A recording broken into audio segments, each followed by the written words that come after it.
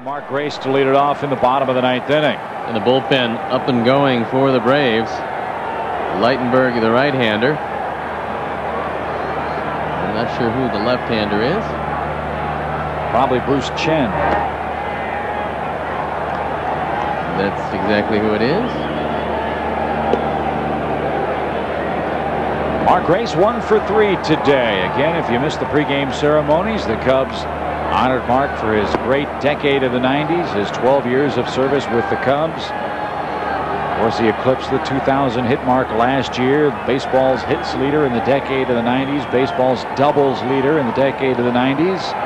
His mom and dad, Sharon and Gene Grace, were here for the festivities. Mom threw a strike for the first pitch.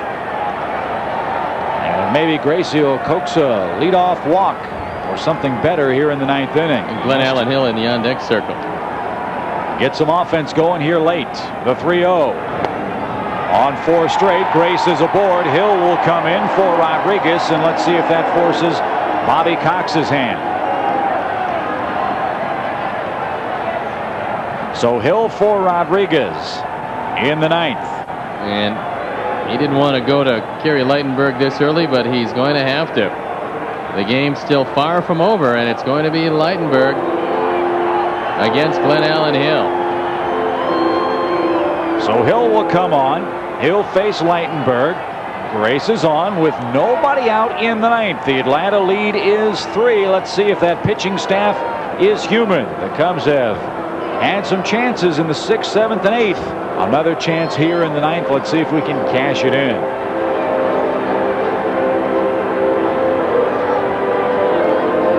Well, Stoney, no John Rocker for the Atlanta Braves for the season's first 2 weeks, but for Bobby Cox and the rest of that Braves bullpen, you can see no problem. He's been perfect for them this year.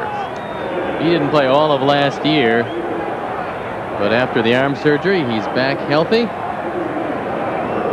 And Caray Leitenberg comes into this one. There you see the numbers. They've been very impressive in the early going. And a couple of years ago, he was a great find for the Braves.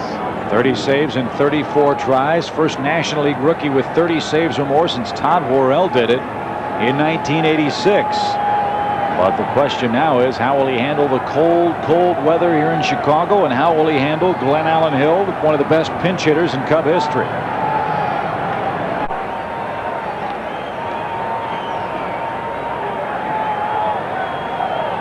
Hill ahead, the 3-1, nowhere near, ball 4.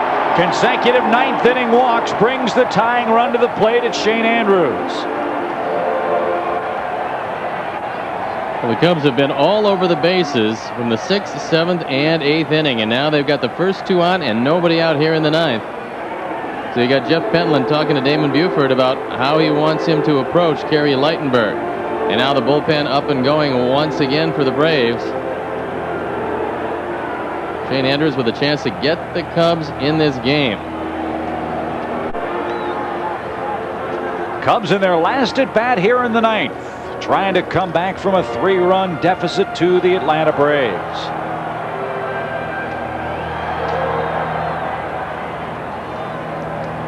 Andrews, Buford, and Girardi waiting next. Grace and Hill are aboard. Now the 1-2.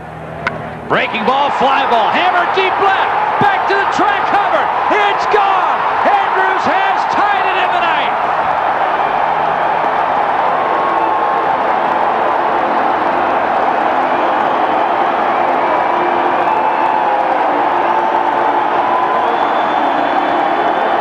Shane Andrews got a hanging slider, a 1-2 count, and hit his 3rd home run of the year. He's driven in 8. And the Cubs behind all day long. Wait for their last at bat and tie it up. Shane Andrews with a bomb to left. And finally, we cash in a break.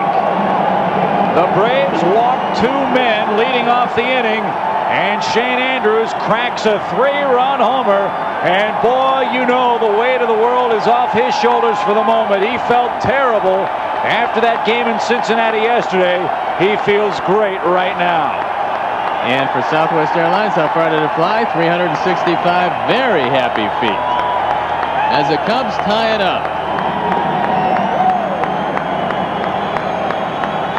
Good to see some smiles on that dugout bench today. A lot of long faces over there as the Braves had us blanked through 8 innings today. From the Southwest Airlines Plainview camera, take a look at a slider that doesn't slide, and Shane Andrews making amends for the errant throw, takes it out of the yard, and there is the Southwest Airlines Plainview camera high atop frigid Wrigley Field, but this will heat some folks up. And a delay as Andrews takes a curtain call. Some of the fans in the bleachers are spoiling the party by throwing debris on the field. So Shane Andrews, with his 3rd home run, now 8 RBIs on the year, has tied the game. And we're not done yet. There's still nobody out in the 9th. A chance to win it right here in our last at bat. Hit one, hit it below the wind, Damon. 1 ball, 1 strike. Rocket, base hit left field. The winning run is on in the 9th. And still nobody out. Bobby Cox has seen Caray Leitenberg come into this one without too much stuff. And Joe Girardi now probably will be bunting him along. Billy Williams talking it over with Damon Buford at first. And you'd expect the bunt up the right side. But before that, Bobby Cox coming in the game, he doesn't like what he's seen of Leitenberg. He's going to go to the pen. So Leitenberg has blown his first save of the year.